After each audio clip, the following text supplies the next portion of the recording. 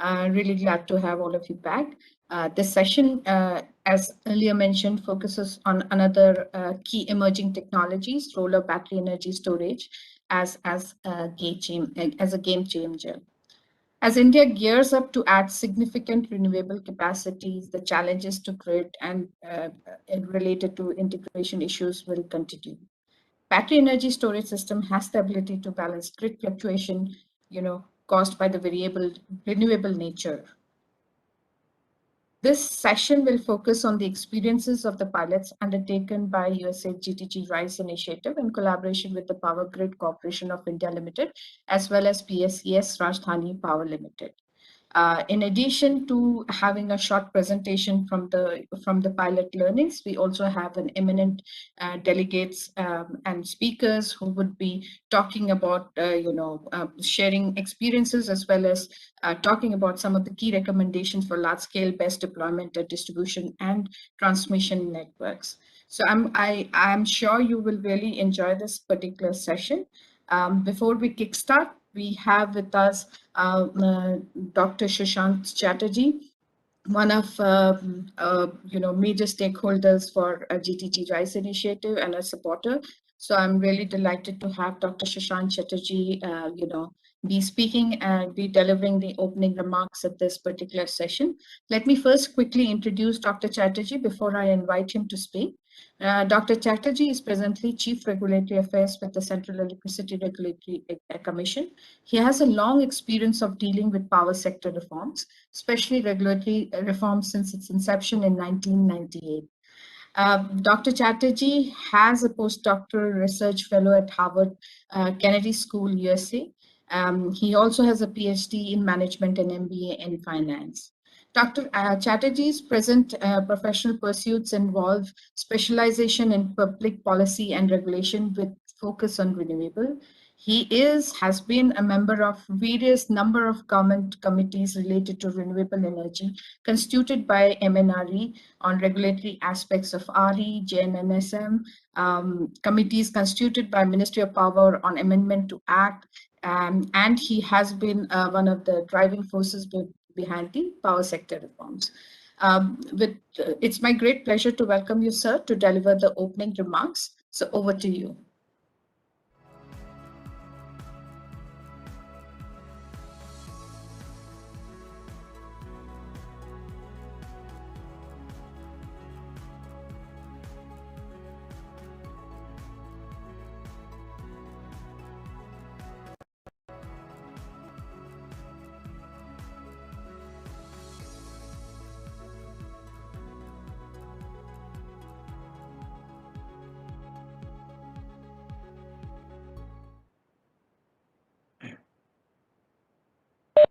Thank you, Monali, and the entire USAID team for inviting me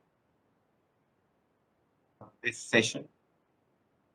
Energy storage, or for that matter, battery storage is a hotly debated topic here in India. Also, when we are thinking in terms of huge capacity addition of wind and renewable, which are variable in nature. Several studies have there in the past, national as well as international studies on this aspect, and as regulators, the stakeholders have also been approaching and seeking and requesting us to make suitable regulatory provisions encourage battery storage or energy storage. We have also been observing the trends elsewhere in the world, the practices, the regulatory and the policy incentives being provided elsewhere in the world to encourage energy storage or battery storage in particular. That context, I also have had the opportunity of being associated with the pilots and various deliberations that USAID had carried out on battery storage under their GTG program. So like to congratulate the entire team of USAID and the GTG Rise, which is involved in evolving as well as a pilot on this important issue of battery storage. We also got a lot of insight into various aspects and nuances of battery storage as we went along and delved deep into the deliberations and studies as well as the pilot study conducted by USAID. And I'm thankful to the entire team for this. But uh, to reiterate uh, the regulators' standpoint, Government of India as well as the regulators, especially the CERC, Central Electricity Regulatory Commission, they are committed to promoting uh, energy storage or battery storage is to come. At one point of time, people have been asking for some cost plus tariff dispensation, but then we have come a long way. At one point of time in 2017, we had come up with a discussion paper where we had posed a number of questions to the stakeholders based on the comments received. In fact, we have taken a number of steps and initiatives. I thought it would be apt for me to put in perspective some of the regulatory initiatives which have been taken and some which are in the offing, which would go a long way in encouraging the energy storage or battery storage specific. The first important step that we took some time back was in terms of recognizing this energy storage in different regulations that we frame. For instance, connectivity regulations were the first set of regulations where we defined in very clear terms what we meant by the energy storage, and we treated them as grid connected entity. RE tariff regulations also, we have made elaborate and detailed provisions about battery storage, even standalone storage as well as storage renewable with storage. So some of the projects which would like to get their tariff determined on the cost plus regime, the tariff regulations, some regulatory framework has been provided for that. But then going forward, government stated policies to go in for competitive bidding. So several hybrid as well as renewable plus battery storage uh, projects are being set up through competitive bidding route. As we said that we ourselves were involved in various studies, and what has come out of the findings of various studies is that you possibly need a multi-use case to ensure viability of battery storage. Cannot think of only time shifting or energy time shifting, or for that matter, operating reserves or ancillary services. Need a combination of these sets of uses for the battery storage to become viable in true sense of the term. In that context, several representations were made to us, and then we, in fact, in the recent past, we have come up with the power market regulations where we have defined, market participants. All grid connected entities are market participants. And as I mentioned that in the connectivity regulations, we recognized energy storage or battery storage as one who could get connected to the system. So if you are grid connected, then by virtue of the power market regulations, you become a market participant. So these two are the enablers for you to participate as market participants in the market. Then we have also created the real-time market. The closer to time of operation that you come, the greater the value of these fast ramping resources. So in the real-time market, which has really gained momentum since June of 2020, going forward, as you have greater penetration of battery storage, you will have a greater role to play in this segment as well, is what we believe, and we have created. Our job is to create a regulatory framework and enable all resources, including battery storage, thrive on their own.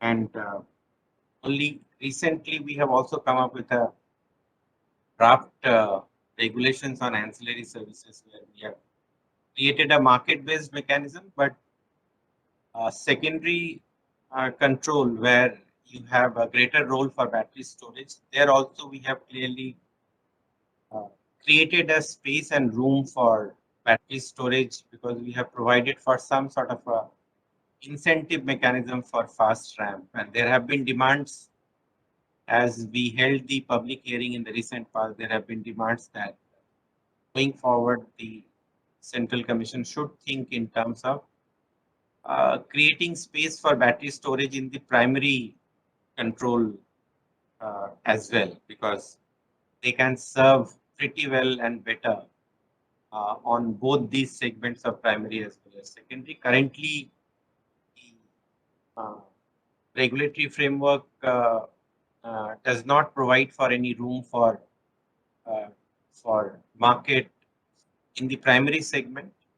But then this was also one strong case which was made out, and the Commission has been deliberating on several comments that have been received. But then at least through the proposed ancillary services mechanism, scope for battery storage for participation in the secondary as well as in the tertiary if they so like feel like they can come and participate. And while this is something which is already there in the public domain in CRC website, but we are also working on, some of the newer concepts like general network access, which is what we call GNE, which will also bring about significant change in the way the connectivity and access happens.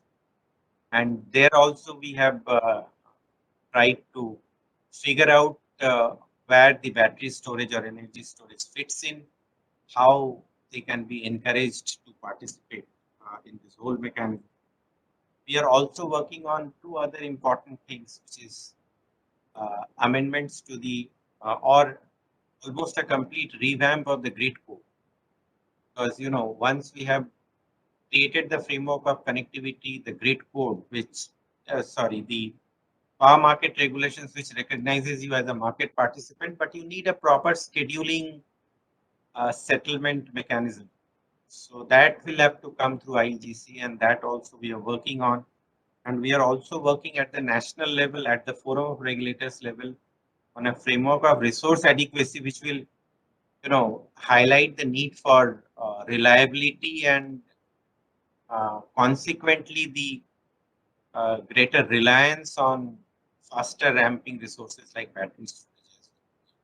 So that's in brief from my side in terms of what we have done so far to encourage this important resource, which we believe will go a long way in addressing the reliability of service for the system as a whole, and what is it that is in the offing, what you can look forward to as you go along in terms of the general network access, this concept, grid code as well as resource adequacy. I wish success to this webinar and also wish all the participants of this panel and other panels a great success. Thanks, and over to you.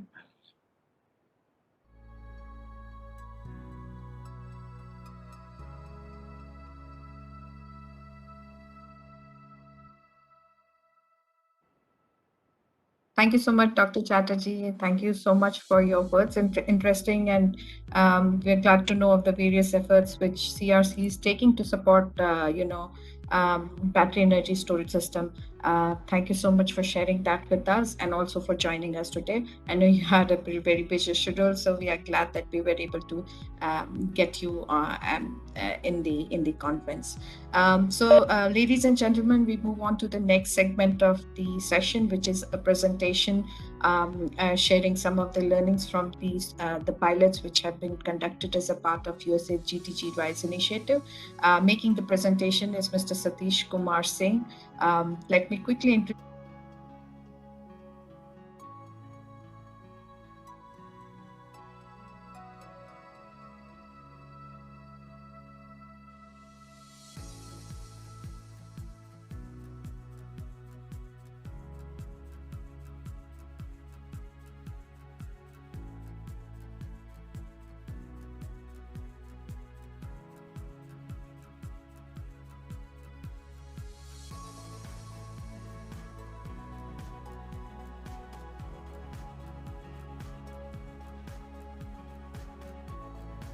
and make the presentation.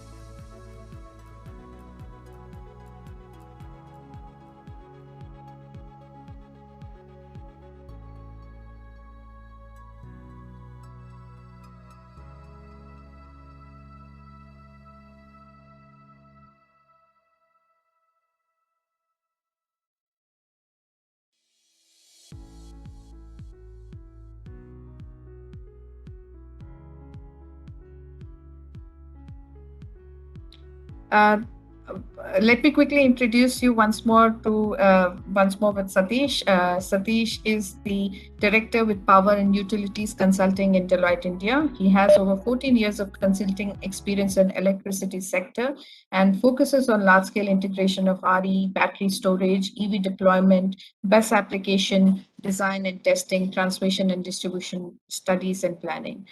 He was also the pilot manager of the BESS pilot under GTG RISE and the grid integration coordinator. With that, I'll hand it over to Satish to make the presentation. Over to you, Satish.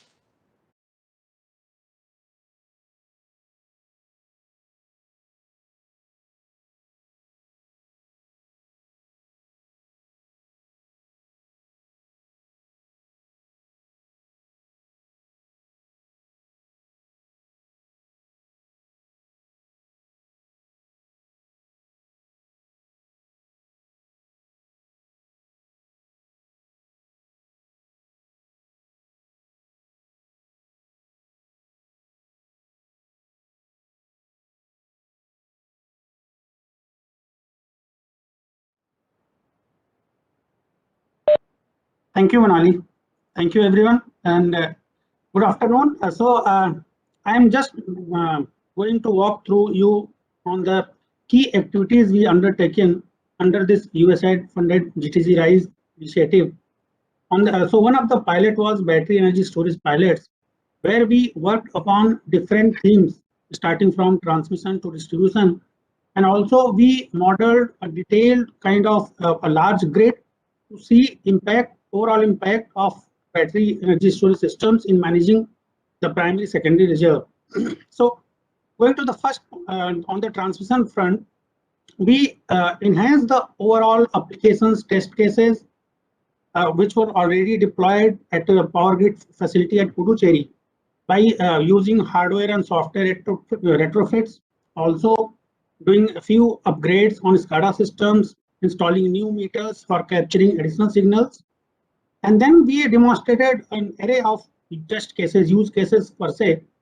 Those I'll describe in the next slide. On the other front, in distribution side, we actually did a techno-economic evaluation of 20 megawatt battery energy storage systems, which was installed at 33 by 11 Kevin substations for BRPL. The intent was to maximize the overstack benefits from such installations, considering all those possible revenue streams which can be harnessed, and then coming out with a value. And the third piece was conducting a kind of transient stability simulations and trying to identify what is the overall impact of a large scale battery storage deployment, say 1000 megawatt or so, at a region basis in supporting the primary and secondary regulation support services. I'll just move on. On this transmission system pilot, we started somewhere in 2017, where we had a MOU with Power Grid, and they agreed to work jointly with us in retrofitting their existing battery storage system. So they already had two battery technologies installed there: lead acid and lithium ion battery storage systems, 0.5 kilowatt each. And also they had frequency regulation and energy time shift basic applications. So our intent through this pilot was to demonstrate other grid applications other load following peak saving, and all those array of test cases through the same system. So the requirement there was to conduct a pre-feasibility study, DPR preparation, then selection of a grantee, and then we did a go-live demonstration in last year itself in December, and have been getting the data, system parameters, input, output, and then we have documented all those findings into a detailed report. So these are the applications which we are talking about. This includes frequency regulation, voltage support, load following, peak shaving, RE capacity firming, RE time shift, and then integrated application. This is something very interesting where we are trying to make match of at least two to three applications in two ways, assigning priorities or maybe by conducting the same system for providing two different support. So I'll discuss in brief on this dynamic frequency and reactive power support applications. So a battery energy storage system is capable of providing reactive power also. And if we are able to sense grid voltage in real time, that voltage, and then that voltage is deviating from the reference voltage which I have set, I can configure battery controller to generate the required power, the reactive power, for compensating that effect. So if you see here, this is the dead band, and then there is a linear ramp, and then there is the maximum response which a battery can give. On the x-axis, we have voltage levels. We can preset these limits, and also the battery's capacities. We can change the slope of this output also. So here we did actual testings at different time stamps. We observed the reactive power support from the battery. So on this graph, if you see, might not be so much visual, but okay. On the x-axis, we have time stamps, and y-axis, we have actual measured voltage from the system. And if you see the other graph here, this is actual battery response in Q response, reactive power response. So here you see there are dead bands also. So this zero output battery output responds to dead band when the voltage deviation is within this range. So we did all those detailed analysis for this reactive power support, how it can be harnessed, what is the ramping requirement, when it has to perform, what it has to maintain the SOC and others.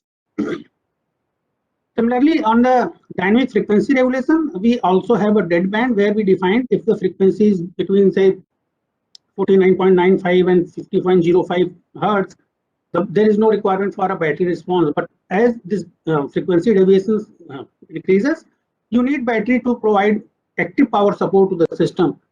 So these algorithms has been developed by the team itself, taking inputs from Power Grid also, and these have been provided into a controller which performs these kind of applications and functions.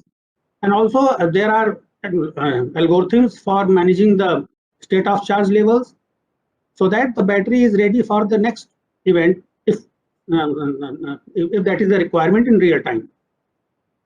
So these graphs are there, and all these findings we have documented in a detailed technical report, which we will be releasing just after this presentation.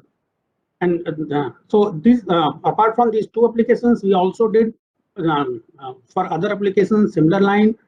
We also mapped out, starting from the DPR, what is the requirement, what is the set need, the site acceptance testing requirement, input parameter and output parameter, and everything in Indian grid conditions. So that was there on the transmission piece. On the distribution piece, the purpose was to maximize the overall benefit from a 20 megawatt battery energy storage system, which was supposed to be deployed at 33 by 11 kV substations. So the first step was to measure and quantify the local benefit. What I mean by local benefit is that if I install a battery, the upstream network loading would reduce, thereby creating a revenue opportunities in terms of capacity deferral, or maybe deviating the need for capacitor bank requirement, and those can be quantified also. And also there would be some loss reduction as well. So at the peak time, you don't take power from the main grid, instead you provide it locally. The other piece of the modeling exercise here was that we, at a system level, at a DISCOM level, we tried to identify what happens if I have 20 megawatt battery energy storage systems which is ready for dispatch to provide any immediate requirement. So first we identified the scenarios when we need a ramping support requirement as per the dispatch simulation, which we did in detail for each hour. And then we dispatched batteries for meeting those requirements, and also energy time shift and capex difference. So if I come to this slide, this is the overall value stack of benefits from a battery energy storage system in distribution. If I go to 0.45, these are basically with respect to capacity deferral and loss reduction. 0.1 is on the ramping support. So for example, this is a load curve on x-axis. And then if we see, on x-axis we have time stamps, y-axis we have megawatt. So if you see point number 1, that says that whenever there is a dip or rise in overall load demand or net load due to change in RE generation or curtailment scenarios, if my thermal generation are not able to provide that support quickly, I can put my battery in place. Similarly, I can use my batteries to provide intermittent peak requirement support in different slots if I have available capacities there. Similarly, on the third front, if during the daytime I have excess generation through RE resources, I can basically charge my battery and then discharge it at a later stage whenever there is a requirement.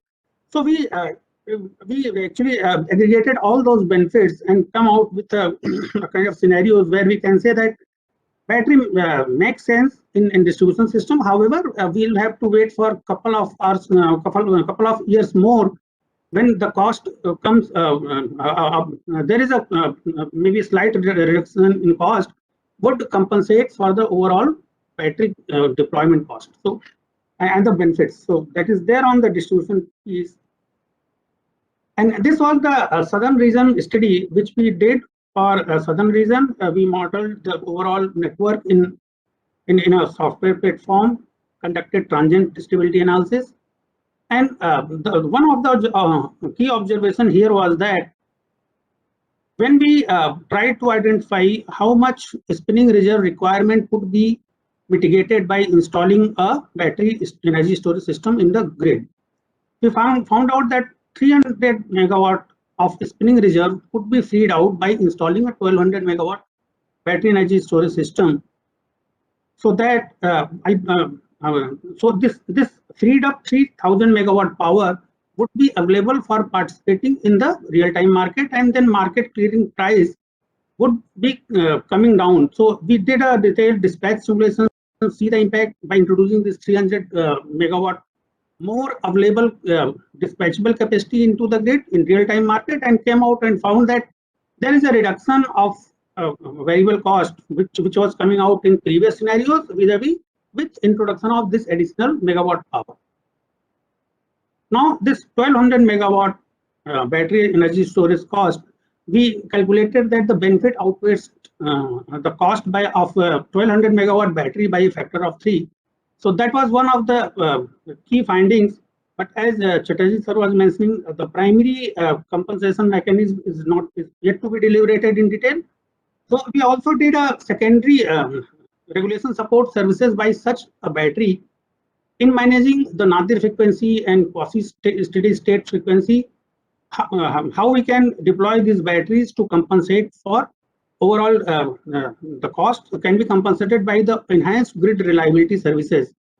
And batteries being a technology agnostic solutions, they enjoy benefits over conventional thermal units per se in terms of providing quick response as compared to the thermal resources. So these three decks we attempted in battery storage pilot, and in terms of key tools developed, we developed the algorithm control logics in-house in detail with Indian conditions. They are very useful, and the outputs which we got from the battery energy storage systems are as per expected outputs. What we read in theories, they have been practically tested, and this will be very useful for anyone who is trying to deploy a new battery energy storage system, or maybe who wants to enhance the capabilities of existing resources, battery energy system itself in its network. We also did a detailed system architecture review in terms of communication communication schemes, hardware, software, and all those other detailings. And the site acceptance testing is something which is a very important aspect, because that we developed on our own in terms of Indian conditions. So we did all those testings, what frequencies we should test, what voltage levels we should see. We also tested the batteries for extreme conditions to see what happens if I try to generate the maximum potential of active and reactive power support from the battery. So these all things we have documented in a technical guidance note. And also going further, there is a huge potential in terms of scalability. So in ancillary services, we know that the frequency regulation, voltage support, and black stars, they are primary areas where a battery can provide much more values.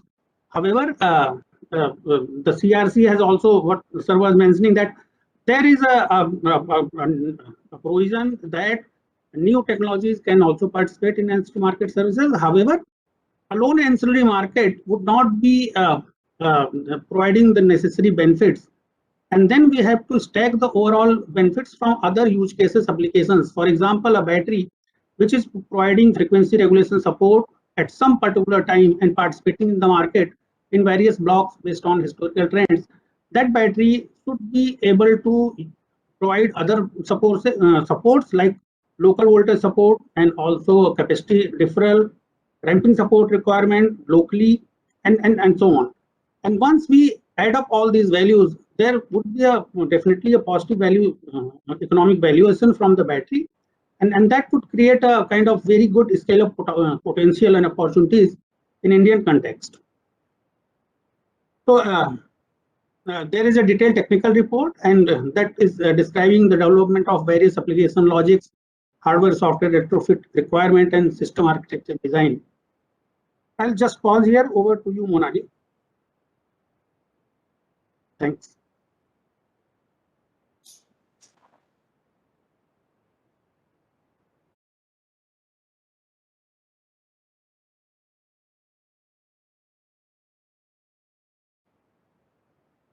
Thank you so much, Satish, for the presentation.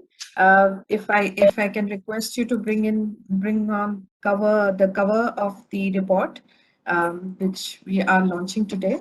Thank you so much.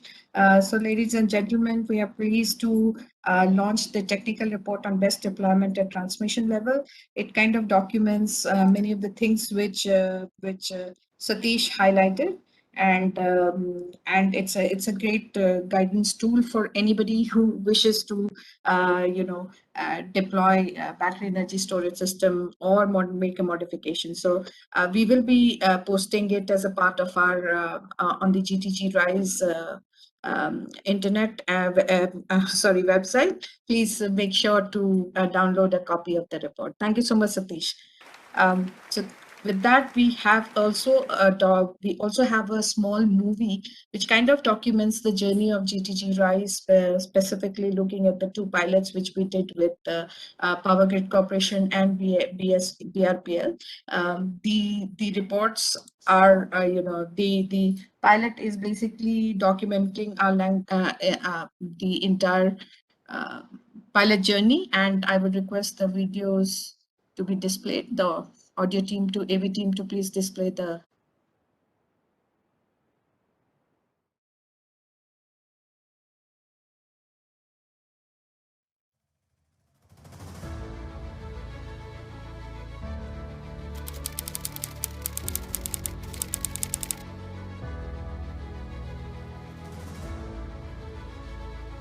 India's transforming energy landscape, with stronger than ever thrust on renewable energy, holds manifold promises for the country's enhanced energy security, reduced oil imports, improved air quality, and low carbon growth. Energy sustains life, and renewable energy empowers our sustenance. India's clean energy transition continues at much faster pace, with focus on non-fossil fuel-based generation, self-reliance, climate action, technology advancement, economic growth, and energy security.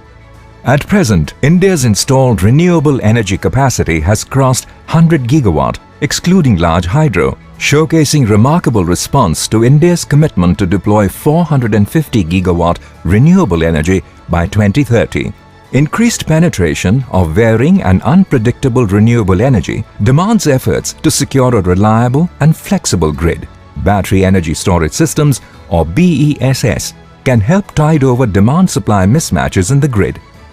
BESS is the key to unlocking the true potential of renewable energy. However, lack of a regulatory framework for energy storage systems, high capital costs, and limited ground-level experiences hold back utilities and regulators from investing in this technology. USAID's Greening the Grid (GTG) RISE initiative conducted a pilot on BESS to assess battery technologies and their utility in grid-based services. Partnering with the Central Power Transmission Utility, PowerGrid, GTG RISE assessed the overall stacked values of BESS for providing services to the grid and local transmission. The go-live launch of the BESS pilot at PGCIL's facility in Puducherry was followed by the enablement of user cases for grid services.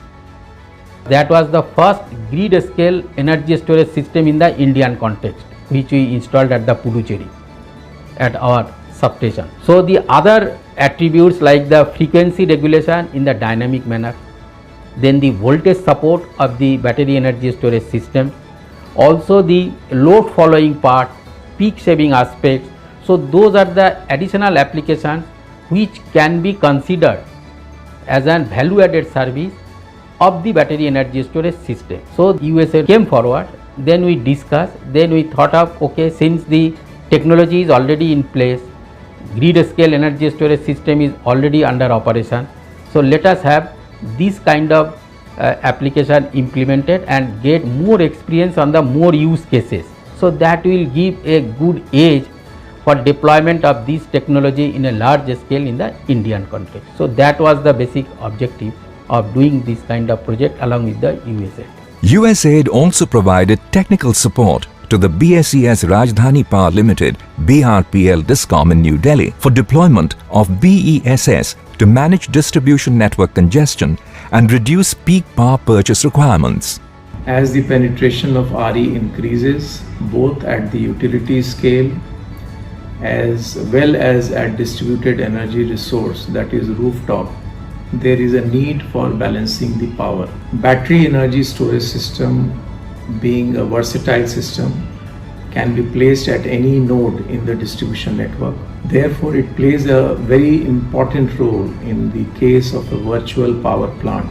If it is a distributed system or as a balancing reserve in case of the need to balance out the RE, and also during the times when even the real-time market is unable to help. Team with support from USAID has been extremely helpful to BRPL. We have done benchmark study by developing framework to assess the impact of electric vehicles and battery energy storage systems in the distribution network. The technical losses in the grid actually goes down when we employ BESS, which is contrary to the popular belief. That was proven. Second is, when we said that we clubbed EV charging along with the BESS on the DT load, it helped in valley filling as well as peak shaving both. And overall the LV line, the network was underloaded. So this helped in overall reliability, avoided any thermal upgrade, reduced the T&D losses in the grid substantially, and also helped integrate EV without any thermal upgrade. That is a very important fact. So this study helped a lot in sizing of the DT BESS, and in fact I would like to thank USAID because with this study we were able to deploy at 6 DT locations different battery, and that too under regulatory approval. There is a critical need for developing a regulatory and market framework around BESS. India's low carbon path to meet its growing energy need necessitates focus on energy storage to support deployment of variable renewable energy. It is imperative that we identify the revenue interest and provide potential investors the clarity and confidence to set up necessary storage facilities at scale. All these things are essentially required that battery energy storage system can be thought of as a transmission element, as a part of the grid. So the regulatory framework also need to be developed. The policy advocacy is required so that the battery energy storage system can be made as a part of the grid element, and the business case, that how this will attract the investment into that, so that when I am making the investment, this will give a recovery of my investment. At the same time, our energy transition pace will continue.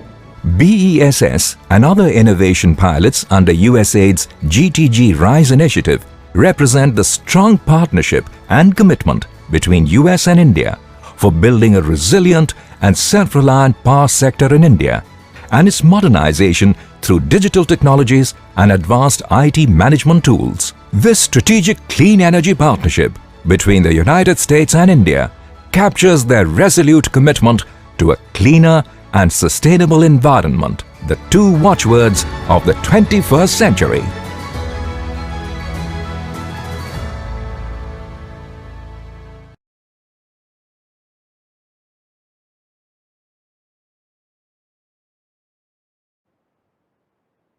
I hope you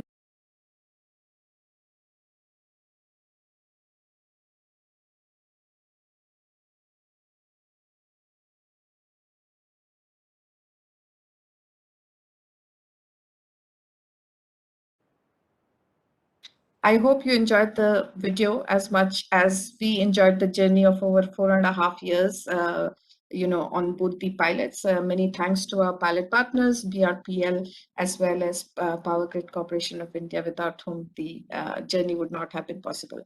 Now, moving on to the key segment of our session today, panel discussion with eminent experts from both within Government of India as well as private sector.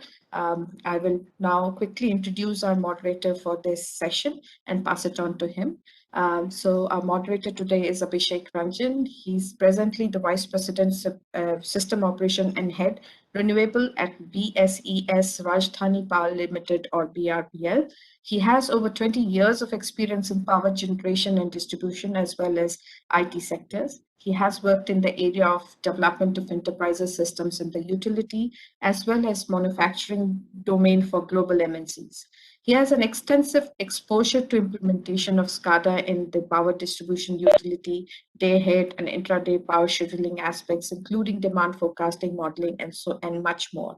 As head renewables at BRPL, he's also spearheading initiatives related to renewables and new emerging technologies, including solar rooftop, net metering, EV charging protocols, energy storage, and many more. I'm really delighted to welcome Abhishek to the conference and pass it on to him for taking the discussion forward. Over to you, Abhishek. Thank you, Monali. Am I audible, everyone? Thank you. So thank you, Monali, for the introduction, and I welcome all of you, the participants and the esteemed panelists who are here with me on this panel discussion, which is about role of battery energy storage in the Indian power market. A very interesting topic, which is very contemporary and of deep interest to me. So before we begin, we will introduce our eminent panelists today. We have 5 gentlemen here, and all of them stalwarts in their individual areas. And I have been fortunate to work with few of them together in some of the projects. So I'll start with Mr. S.C. Saxena. He's the Chief General Manager with POSOCO, which is the National Load Dispatch Center of India. He has a very vast experience in the areas of power system operation, power market operation, regulatory affairs, and so on. So welcome, Mr. Saxena, to this discussion, and we'll definitely enrich from your vast experience. Next, we have Mr. Ilya. He is a researcher 3 at NREL, which is National Renewable Energy Laboratory of under the DOE, United States government. And his area of expertise includes a decision support analysis. Is a part of the grid systems group. And in fact, Ilya, I had a chance to work with him at Energy Transition Commission with Terry, and we were working on a couple of reports on the BESS and energy transition. Welcome, Ilya, to the panel discussion. We have Rupam Raja. He is Director, Fluence India Operations. And Rupam, the new look, and it's a pleasant new look for you. So we are e-meeting after a long time. And Rupam has a vast experience, again, international, especially in Malaysia and Indonesia, in building up a vast investment pipeline of the clean energy technology projects, 200 megawatt. And he had worked with very reputed private equity firms as well as AES. Welcome, Rupam, to this panel discussion. We have Rahul Jain working with Renewable Power, and he's heading the battery energy storage vertical over there. Again, he's a financial wizard and expert in the techno-commercial analysis of the projects. He has been there with Renew for the past 9 years, overall 20 plus years experience, professional experience in the sector. And welcome Rahul to this panel discussion again. And then next we have Mr. Rajiv Keshkar. He is the Director Commercial of Madhya Pradesh Power Management Company. The designation itself speaks for the vast amount of experience Mr. Keshkar brings along with him. And we would be enriched and benefited from the benefits of his experience, vast experience in the state of affairs, I mean the state area in India. So welcome all of you, and welcome to the panel discussion. We can start with the panel discussion one by one, and before we actually deep dive into the question and answer, what I'll request each one of you briefly, maybe a minute or so, each one of you can give a brief of what do you think about the role of battery energy storage in power market in India. Very briefly, maybe 1 minute each, and then we can go on to the question answer session, please. Can we start with Ilya? Abhishek, and thanks everyone. Really happy to join and really excited about this conference. So Abhishek, to answer your question, in my experience in the US, the markets have really transitioned, right? So the early deployments for battery storage were really focused on those ancillary services applications. So providing frequency response. And that was really appropriate for short duration, high power applications. Now that the costs for energy storage, energy capacity have come down dramatically over the past several years, the focus has really shifted away from the ancillary services markets. And don't get me wrong, the ancillary services markets are still very important, but the focus of the market is really shifting to providing diurnal energy, time shifting, and capacity services. So capacity services that may require 2, 4, 6 hours of duration. And that's really where we see a lot of new exciting opportunities for energy storage, and I think the same is true for India. Thank you, Ilya. Can we have Rahul, if you can please pitch in with your 1 minute thought on the topic? Sure. Thanks, Abhishek. I hope I'm audible. Yes, you are. Hello, all. So I think very validly put by Ilya, battery energy storage, I would say, I'll frankly term it as the most flexible assets that we have currently on board in our power market scenarios.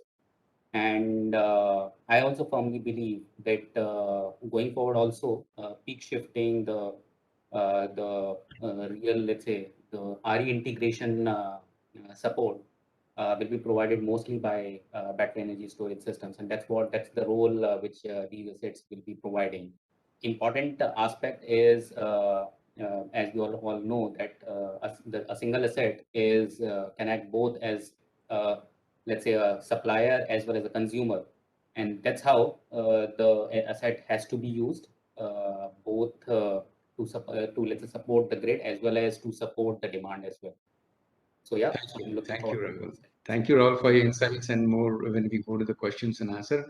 Rupam, so you bring a lot of international national experience in the market development of the battery energy storage. What do you have to say about this in India? Thanks, Abhishek. I've always wanted to be on a panel with you, and this is even better because you're moderating the panel. So that's an even better situation than I'd imagined. So I would say that in fact this question got put to me a couple of months back, by one of the renewable energy magazines, and my comment to them was, it's not a question of what will battery energy do. I think the more appropriate question is, what can you do without battery storage? I mean, we have very ambitious goals, for RE, whether it's 2022 or whether it's 2030 or 2027, right? I just don't think without the flexibility of gas and the issues that we have with the development of hydro, I just don't think it is feasible for us to meet those goals unless we have battery storage playing a central role in our planning processes. Thank you, Rupam. Mr. Saxena, so let's turn to you regarding your valuable comments on the role of in the power market area. Thank you, Abhishek. These are exciting times. In fact, there is a lot of excitement around the battery storage. And just to put forth some numbers, 100 gigawatt plus has been achieved very recently. Ambitious targets, 175 gigawatt, 450 gigawatts. All those are mind-boggling. And increasing penetration of RE fundamentally brings us to the flexibility requirement, and more flexibility is required in the system. And I completely agree with the initial remarks of Ilya. Let's say the ancillary services market size is of the order of 1 to 2% even internationally. The rest is 98%. The larger opportunity lies elsewhere, lies in the 98% rather than focusing just on the ancillary services. So I would say we must look at the bigger picture, not losing sight. And like they have learned in the West, that it's time to move on beyond ancillary services. We can quickly ramp up our learnings and pitch from a much broader perspective rather than just on ancillary services. Those are my initial thoughts. I would come back later. Thank you, Mr. Saxena. Very valuable thoughts. Actually, we have to learn and don't need to reinvent the wheel. That's what the message I can get from you. And now, Mr. Rajiv Keshkar, may I request your comments on the role of BESS in the power market in India, please. Thanks, Abhishek. I'm looking after the entire rather power procurement for the state. And see, while doing it, we are facing a number of challenges, whether to how to build, how to rather bid in RTM and with the rather increasing RE integration. See, there are some barriers which I foresee, which if we overcome, then the market operations will be much easier with a battery storage. Like if we see the economic barriers and the environmental barriers and the regulatory barriers, if we come out of all these three barriers, then of course I think it will be the best option to go with the battery storage as far as the market operations is concerned. Thank you. Thank you, sir. So now taking this forward, we have a unanimous view that yes, the battery energy storage has to play a positive role in the power market development. And if I take out the words from Rupam, he says that what can we do without batteries? So that is the way to put it forth. Now, taking this discussion forward, may I request Rahul to point out some light, throw some light on what is the experience in India so far in the area of the battery energy storage? In terms of deployment, because you have Renew has been deploying, and recently you have also had the RTC tender and the peak power tender also, which have been tied up. So you have a vast experience in grid scale deployment, which is under implementation also, and for the CNI segment also, you are very active in this country. So what has your experience been in the area of battery energy storage in India? Right. Sure. Thanks, Abhishek. So that's a very valid question, and it's a mixed experience, frankly speaking, for us.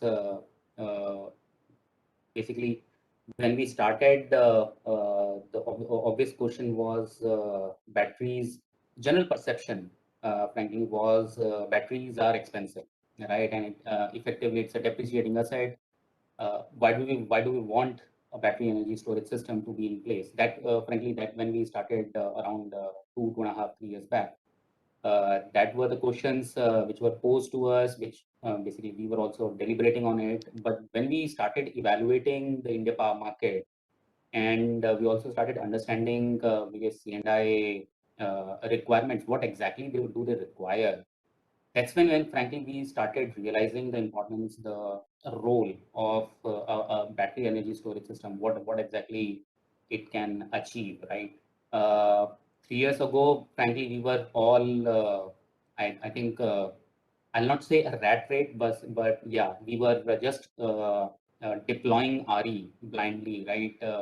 There were a plethora of solar tenders. There were plethora of wind tenders which were ongoing. Yes, at that point of time it was required, but of the obvious concerns which were raised were of the requirement of flexibility at that point of time, and that's when frankly we started also deliberating internally that something where we can provide a peak power solution to the grid, or an alternate solution where we are providing a relatively firm power to the grid through renewables.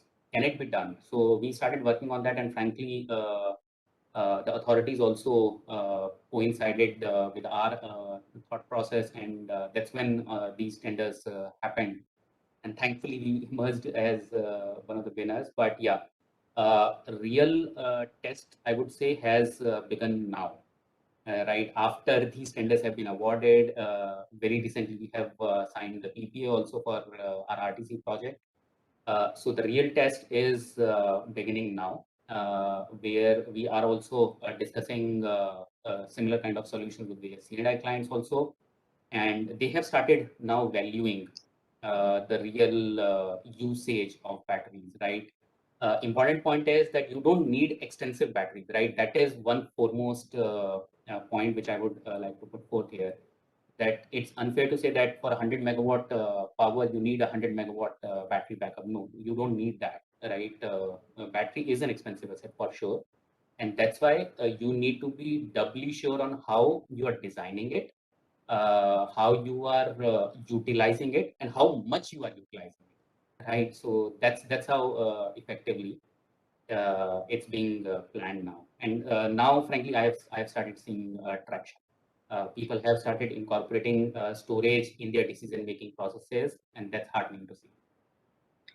Sure, Rahul. So thanks a lot for the insights. Yes, I fully agree. I mean, so and I think our co-panelists will also agree on the fact that battery is something like which has to be used very, very prudently. You need to have 100% backup of everything. It's not like that. So more so, renewable energy plus battery storage is so flexible that it can have a load following characteristics. So the idea is how can you mold these technologies to follow the load, and therefore the problem of shortage or surplus, which we face as load dispatchers today, will be very, very low. Will be very, very low, and of course, this is the benefit which RE plus storage has over a firm power like coal or gas, which is kind of base load.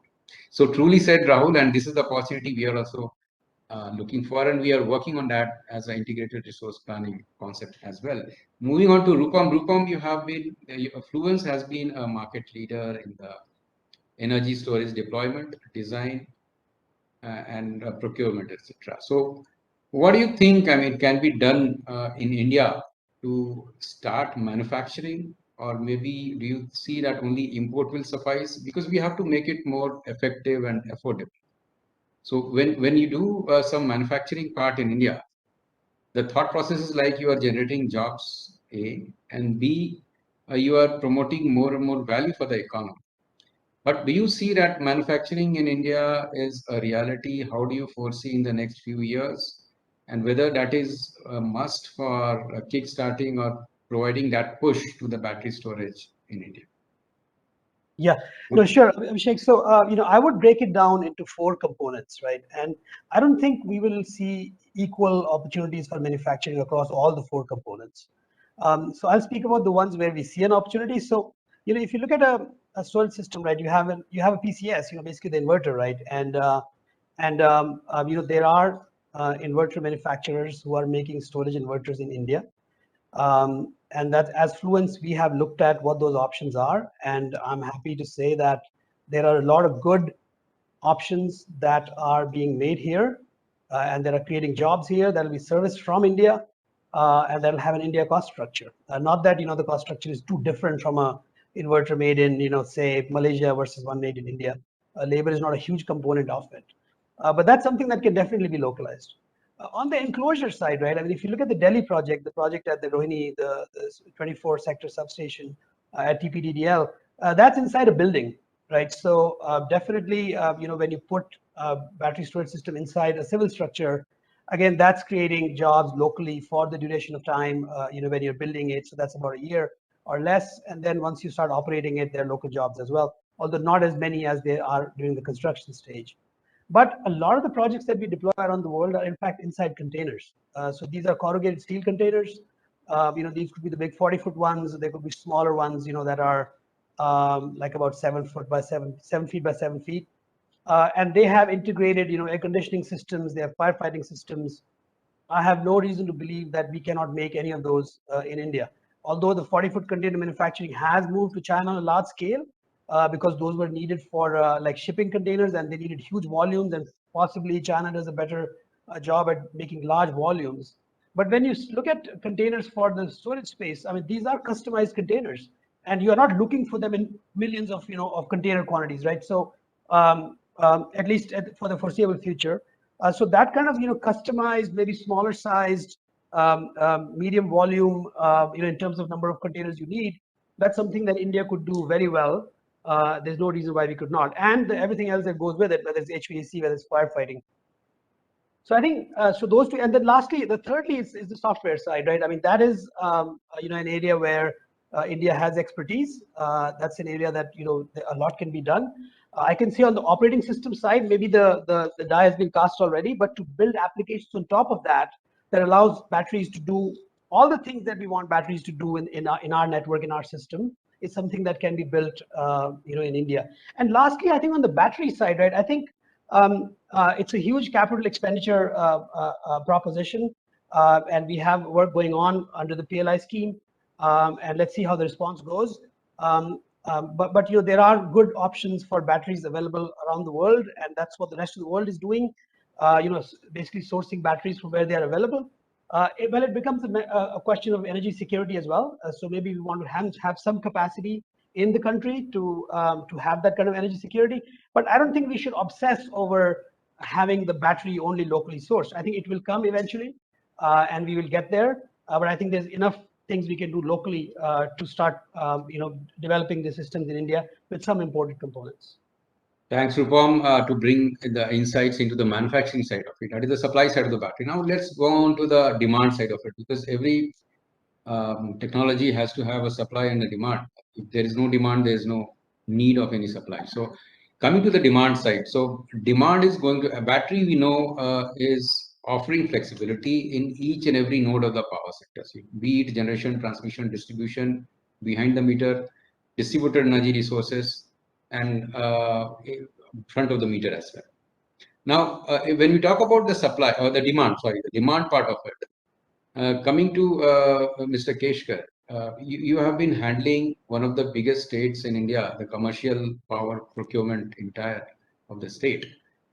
How do you see battery energy storage playing a role in terms of your power procurement portfolio? Do you see it only from a generator perspective?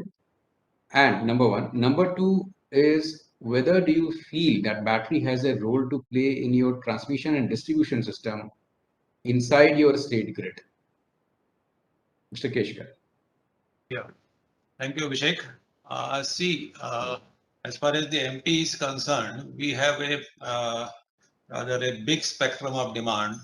Rather in Rabi season, we are crossing 15,000 megawatt, and in the lean season, that is from July to September, we are witnessing around 8,000 megawatt of demand. So rather to come with a battery of a adequate capacity to help the state, whether from the transmission point of view, whether from the reducing the DSM point of view, it's a big challenge. Number one. Number two is being a bigger RE rich state, MP is permitted to to keep my demand and availability, that is the surplus or the deficit within the 250 megawatt of power. So if I rather think of a battery of having a say 50 megawatt with 2-hour discharge, say 100 megawatt hour, or say bigger than that. So commercially, if I go through it, considering what will be the depth of discharge and what will be the charges for rather charging the battery, if we consider the DSM penalty, which are supposed to be reduced, or the regulatory things which are in MP, which says that any such type of generator should take at least the tariff which is determined as per MPRC in HV7, that is more than 6 rupees a unit. then I don't think it's a rather commercially viable situation for the MP as far as this battery storage is concerned, and that is for the higher capacity. So as far as MP is concerned, we are trying to rather go for a 50 megawatt with 2 hour standby support, that is 100 megawatt hour, to some way to have a experience, because see, the discoms as a whole, bigger discoms in the states, they don't have any battery storage as of now to have a experience of how to use these batteries for DSM penalties, for the capacity deferral, or for the energy arbitrage. And number of things are there. Everybody knows in the panel that how the battery is going to impact their portfolio. But the other question is how to fit in the discoms demand the capacity of the battery, and how to rather in which model to procure it and in which model to operate it.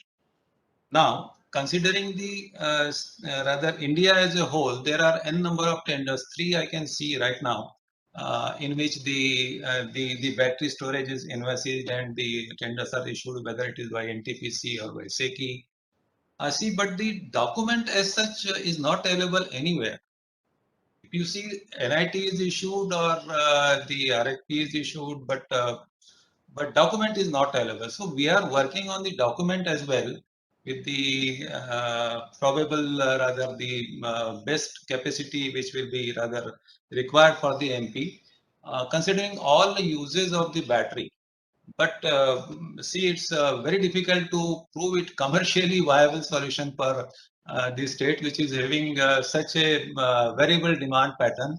In not in the monthly, but in daytime also, I'm rather witnessing 10,500 megawatt nowadays, and as down as 7,500 or 8,000 megawatt. So how to use it?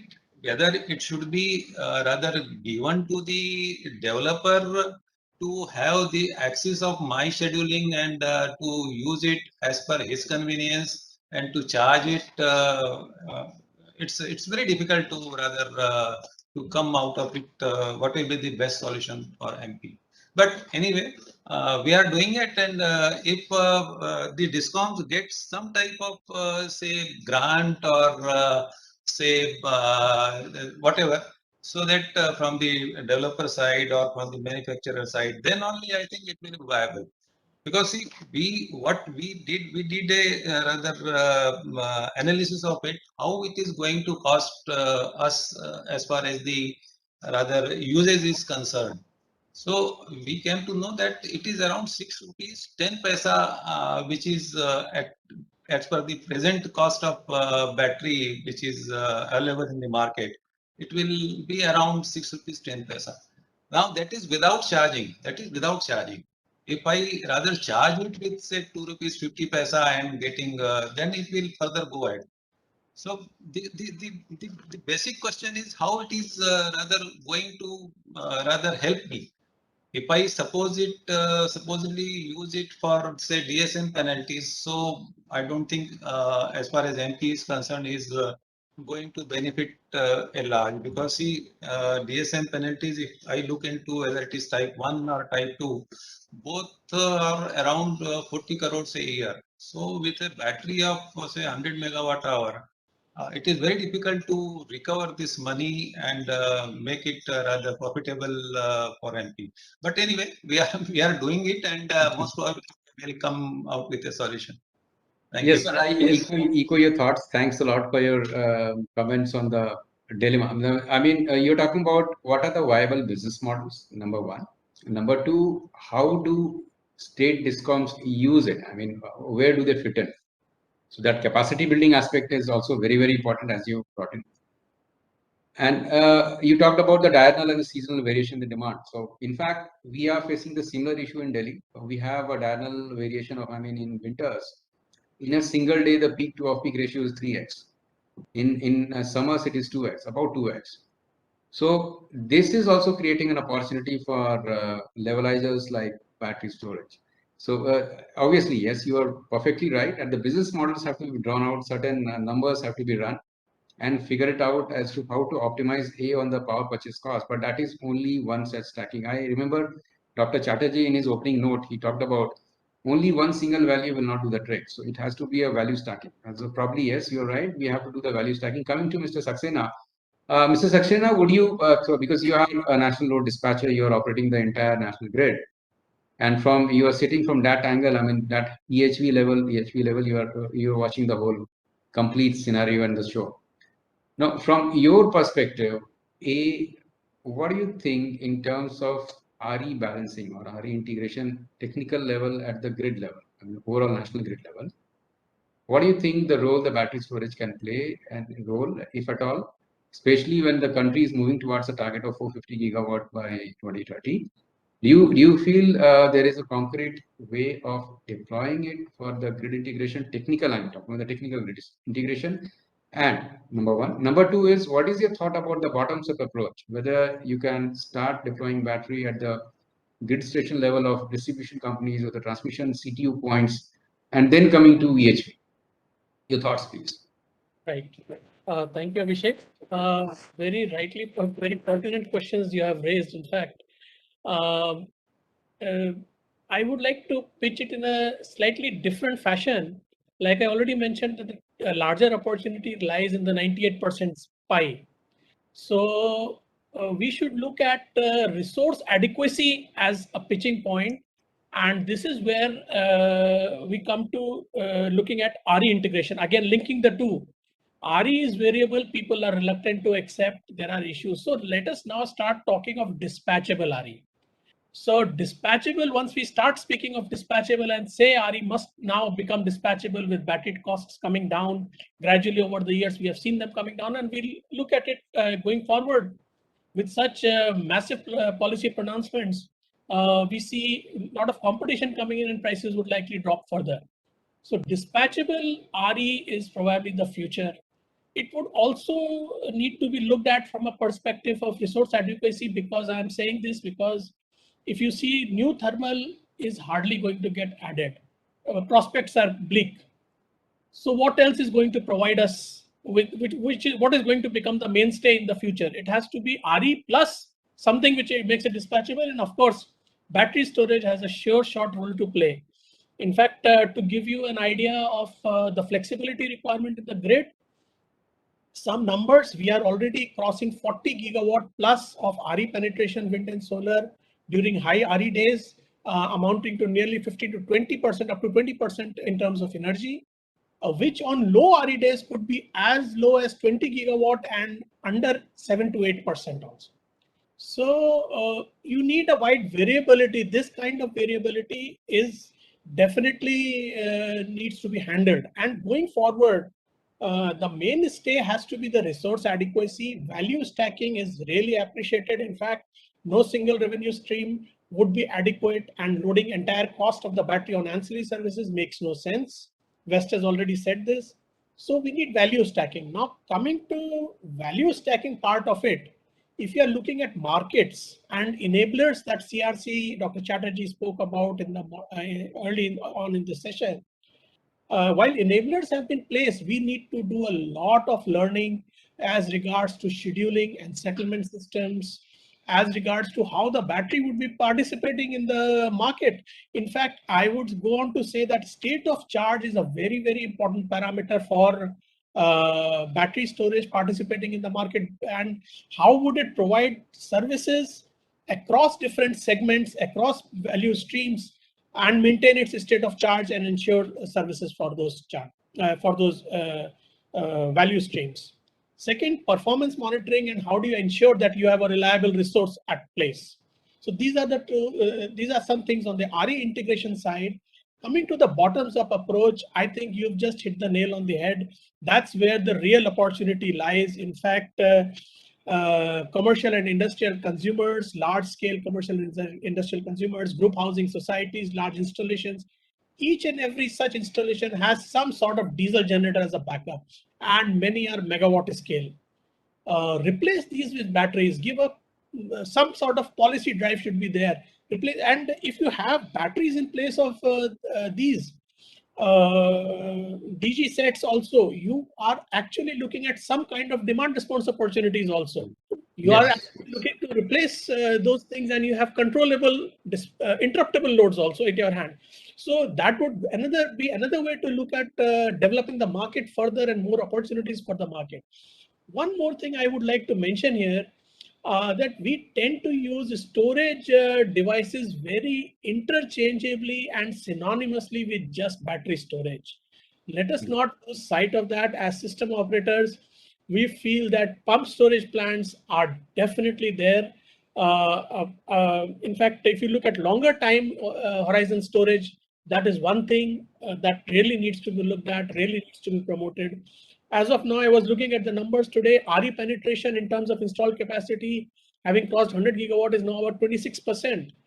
Whereas the hydro is left behind at 13%. Hydro is a flexible resource also, and longer duration, longer lifetime. This is 8 to 10 years, that is 35, 40 years, there to stay. So I would suggest from a system operator's perspective, we should not lose sight of hydro, but then battery is of course the newer entrant in the market, and we are all excited about it. We should support it wholeheartedly. Newer capacity, of course. Mr. Keskar's dilemma is of course very valid, and this is what the distribution companies face day in and day out, and in fact battery could possibly going forward provide a solution from a bottoms-up approach. Thank you. Thank you, Mr. Saxena, for your valuable insights about the bottoms-up approach and our integration perspective of a national load dispatcher in this regard. I mean, you talked about hydro. Yes, hydro as a strategic battery of a nation kind of thing we have seen in Australia also. And with this, I come to Rupam. Rupam, can you just highlight your experience in the virtual transmission use case and the virtual dam use case very briefly? Yeah, no, sure. I will, Abhishek, you just give me an opportunity to just kind of throw some more pieces of information to the discussion that we've had so far. So Mr. Saxena mentioned that the battery storage, the life would be 8 to 10 years. In fact, pretty much all the projects that Fluence is doing around the world, they are going as far out as 20 years. Right? What we are seeing is, you have a lot of automotive batteries, and typically a car has a life of about 10 years. You don't keep it longer than that. And therefore the automotive companies would then architect their batteries for that duration. When it comes to the power sector, at 1 or even 2 cycles a day, we are going 15, 16, 20 years, and there's still life left in the battery, in the sense it is still not a throwaway. It hasn't reached its bottom threshold yet. That's just one thing. And I think for Mr. Keshkar, I just wanted to say, the question of, a 2-hour battery, right? So if you're running into that, the price is not kind of justifying the benefits you're getting from it, one easy option would be to look at a shorter duration battery. Don't just go for two hours. Go for a short duration, maybe a 1-hour battery. So you're getting all the value from the megawatts, but you will lose out on the energy arbitrage side of things. So you will not be able to trade in energy as much as you would like. Back to your question of what we have seen for batteries in the virtual transmission space. No, absolutely. Where there is a lot of RE generation and it's peaking at a time of day. And then we are building the evacuation infrastructure, for that peak generation of RE. What we are seeing around the world is that people are kind of putting large batteries close to where the generation is, and they're basically charging those batteries with peak generation, and then evacuating that power when the generation is lower. So you're not building new evacuation infrastructure that is equal to the size of the generation, be it out in the desert, be it Gujarat, Rajasthan, right? That's one value that we're seeing, and that's the virtual transmission concept. We are also seeing some countries like Germany especially do the same on the load end as well. So they're in fact putting storage on the load end. So in Germany, you have a lot of generation, RE generation wind in northern Germany. The load center in the southern Germany, you've got, like Munich, for example, Frankfurt, right?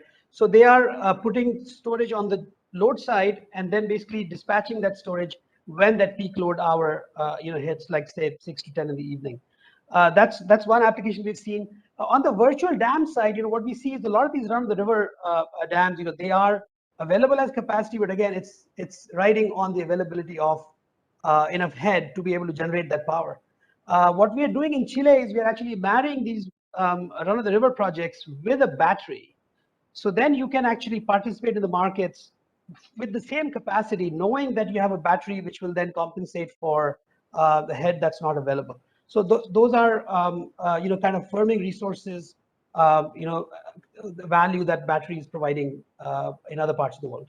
Thank you, Rupam. Coming to Ilya, Ilya has been quiet for quite some time now. Ilya, request your insights into your international experience in terms of US market. For example, US market, where do you see exact maybe 1, 2, 3, what are the use cases, the market, US market? I see California doing a lot of batteries, islands are doing a lot of batteries. And battery, what is the role in terms of our integration? And also we see a lot of blackouts, etc. So energy security, how does battery play a role in there? So what do you think, and whether those things, as you were mentioning in your initial remarks, whether those things can also be brought to India? Thanks, Abhishek, and thanks everyone for the really nice discussion. So to answer your question, we all know that there's a lot of hype around energy storage and a lot of excitement, but we have to think about the reality as well. And the reality is that it has to be cost effective and it has to have a business case. It has to provide services that can be monetized or have some hope of being monetized. And a lot of that comes down to the policy and regulatory environment. So what we see from the US experience is that early deployments of battery storage that focused on the frequency response market, that was really made policy by a push from the Federal Energy Regulatory Commission. So it passed several rules, starting with FERC's Order 755 in 2011. So the rules and regulations, they really initiated that market. And those rules are still being revised and refined to this day. So it's an ongoing process. That means tweaking rules, creating new rules, adjusting grid codes to value the speed of a response to control signals, the accuracy of a response, the mileage accrued for providing frequency response services. And that's just on the ancillary services side. So when we start to think more broadly about battery storage and other types of storage that can provide reliable capacity, resiliency services, energy time shifting, the market rules, the system operating procedures need to be in place in order to enable storage to participate on a level playing field. And that's really a lot of the push that we see from places like California that are allowing energy storage to compete on a level basis with a new gas powered peaking plant, for example. And in many cases now they are winning over. Some of this is driven by a policy push, but some of it is also driven by declining costs, as I've mentioned, in the energy capacity of storage. So, Thank you. Yeah. Sorry, carry on, please. So I'll just finish by saying that, in NREL's research, we're finding really big opportunities for energy storage in India. We're seeing that over 50 gigawatts would be cost effective in 2030. And to mention, Rupam's comment earlier, what is the alternative? Well, what we see in the modeling is that the alternative is a higher cost system. So you would really miss out on lowering the cost of system operations, lowering the cost of a future grid if you don't consider the contributions of battery storage. So finally, I'll just mention that we can start to plan for what's coming, and that also means understanding the land use requirements of these projects, understanding what is the industrial capacity needed for reuse and recycling, and then going forward, what are the potential opportunities for longer duration devices? So 10, 15 years in the future, how do we plan for the seasonal storage when we have, like you said, very large differences in seasonal load and as well as seasonal wind due to the monsoon? So just some thoughts to leave you with. Sure. This is very useful, Ilya. And you mentioned about recycling and reuse. So do you have any insights, international experience? Again, what is the second life of the battery energy storage? Is it being used to put to? Because the circular economy, I mean, that is very, very meaningful and very important when you talk about sustainability of any technology. So any thoughts on the second life of the battery storage, the stationary storage, or maybe the mobile storage can be used as a second life? Do you have any thoughts? Yeah, it's a great question. So we're seeing a lot of options being explored. For example, in Thailand, they're exploring installing a battery for reducing transmission congestion in a certain point in the grid, where they do have planned transmission reinforcement. And 5 years down the line, once that transmission reinforcement is complete, where else can they deploy that battery where it would provide values to the grid? And that could be for, providing resiliency in the case of extreme weather events. So understanding what is the value for the lifetime of that battery, not just for the 5-year application, but going forward for, like what Rupam mentioned, the batteries actually have a much longer life, especially if they're used on a 1 or 2 cycle per day basis. Yeah, we talked about 14 years or even more, 20 years kind of that.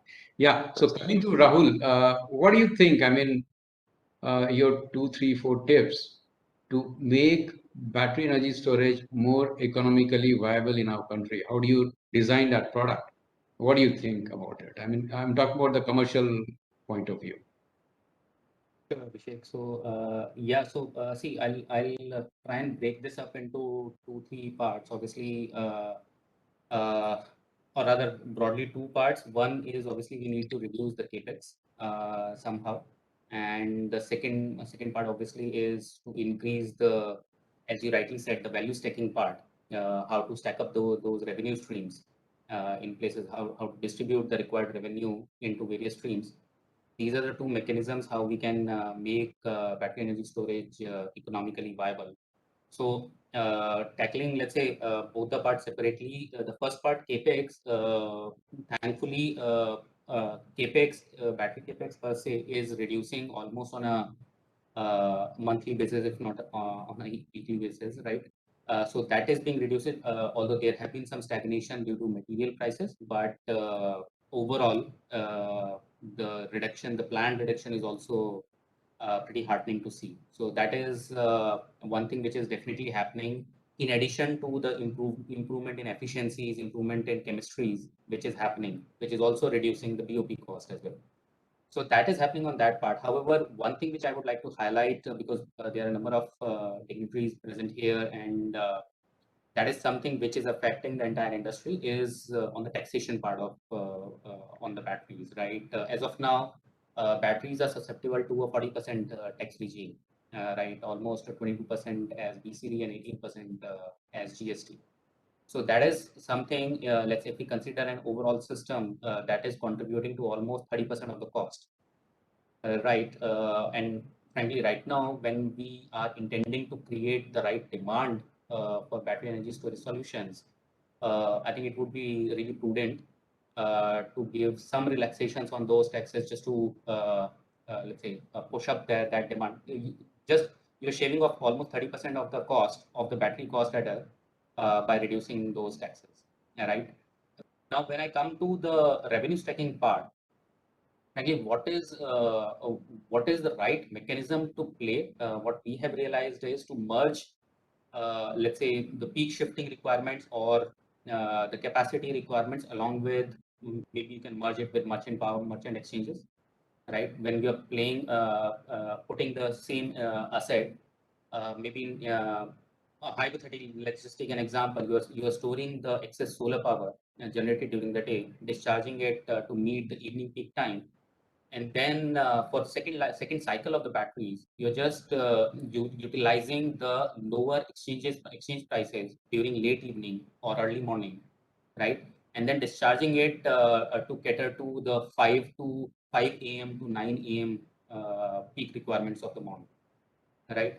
So that's how, by simply stacking these 2 things also, you are bifurcating the revenue into 2 parts, which is making these things economical. Plus, let's say, obviously, if you put the same asset in ancillary markets for particular hours, there you'll be getting a capacity payment. So that's how you'll be able to bifurcate and make the overall system economically viable. Thank you, Rahul, for the insights. And I think we are now nearing the end of the session. It's almost an hour now we have been discussing this. So before we close, let's do very quick, maybe 30 seconds last remark from each one of you, and then we can close the session, starting with Ilya. Thanks, everyone. Just want to say thank you for the really interesting discussion. What I'll leave you with is that, right now it might look like battery storage is still very expensive, but the costs are coming down in a similar trajectory. And deployment is seeing a similar trajectory to what we saw in the early 2000s for solar PV, and we know how that ended up. Thank you, Ilya. Rupam. Yeah, thanks, Abhishek. The only thing I'd like to say is that there's a lot of work that's being done at the central level, especially driven by Seki, and Rahul and his company have played a big role in making progress with storage on that front. I think more work needs to be done at the state levels. I think Madhya Pradesh would be a good state to lead. Delhi would be a good state to lead. I think what we need is viable propositions for battery and the value it can add for the ratepayers in those states. And like I said, ultimately, if you size it right, the battery, and when all the value stacking is done with the battery, you will find that it is adding value over your incumbent resource that you go to right now. Not to mention the climate change and the greenhouse gas emission reduction that will happen if you are marrying that battery with renewables. So I would say that I think the states need to pick up the ball on battery in their respective jurisdictions and put projects in front of the regulators. The regulators are equipped, whether it's from a technical point of view, regulatory point of view, commercial point of view, the regulators are equipped to evaluate such petitions, even with the staff that they have in-house. And I think that's something that needs to be done on an urgent basis to put more energy behind deploying more storage and realizing our RE goal that we have for 2030. Thank you, Rupam. Mr. Saxena, your views, please, last points. Yes, thank you. I would just put in 5 or 6 words. I would say dispatchable, reliable, flexible, adequate, and value through market and optimization. Thank you. Thank you, crisp and very to the point. Yeah. Mr. Rajiv, please. Thanks, Rupam. What you said, we definitely approach to the commission with all the probable solutions and how to make it commercially viable. With, of course, you are the players in the market and will take your support also whenever we rather feel it and you can support us. And definitely we will look after for going forward with the capacity which you have suggested with say 1 hour discharge if it fits in, or 2 hour discharge, but we'll definitely do it. Thank you. Thank you, sir. Rupam has been a great support to me also. I mean, in Delhi, we have been working together for designing the products, just like he was talking about now. A very passionate and thorough professional. Now, over to you, Rahul. Last comments, parting comments. Sure, Abhishek. So, frankly speaking, I'm quite positive about battery storage. I'm seeing it at every level of our power distribution networks, let it be, let's say, distribution or generation or transmission. I am pretty hopeful on that. So, Thank you, Rahul, and thanks a lot to my fellow panelists over here. We had a nice discussion, I suppose, regarding the demand side and the supply side of the battery energy storage. What are the use cases, both at the state level, the national level? What are the international experiences that we have, US, Asia, and Europe, etc. Also about we talked about the manufacturing. And the one more point which I would like to summate as the last parting comment is the bottoms-up approach, what Mr. Saxena was talking about, is the way to go. And why don't we also use or see the battery energy storage also a critical component of our islanding scheme? So islanding schemes, we don't need to have a separate battery storage specifically for islanding scheme because that is one just value stack. The islanding may be required maybe once in 10 years or 20 years. So while the debate is on, we are also discussing here in Delhi how to design that. So we have also proposed that why not battery storage kept as a virtual transmission unit, what I was talking to Rupam, in say STU's grid stations, and they can develop as a local energy generation resource during the island. So with this, I'll thank all of you for your interesting insights. I'm honored to be a part of this panel. Thanks to USAID. And over to you, Monali. Thanks a lot. Thank you so much. Thank you so much, Abhishek, and thank you to all the panel members. Excellent discussion, great, positive yet practical. So really enjoyed the discussion, and I'm also thankful to all the presenters, Satish, for making the presentation, and the audience for sticking around. So we are end of today's session, but we do have a side event in the evening. Please do not forget and join us. That's another very interesting session. That's on role of women's leadership in advancing the global clean energy transition, which is being led by South Asia Women in Energy, SAVI, which is another platform which this GTG Rise initiative has set up. So that's another interesting discussion you'll hear. So please do join us 7:30 today. Tomorrow we have another day, 2 more events, 2 more sessions. Tomorrow it focuses more on system flexibility, and we have 1 session focused on coal, flexible operation of coal, and the second one on more on AGC. So again, in welcoming all of you to join back tomorrow again, look forward to seeing you back. And I do hope that you found the discussions very interesting as I did. And thanks once again to all the panel members and to the audience. Thank you. See you later in the evening.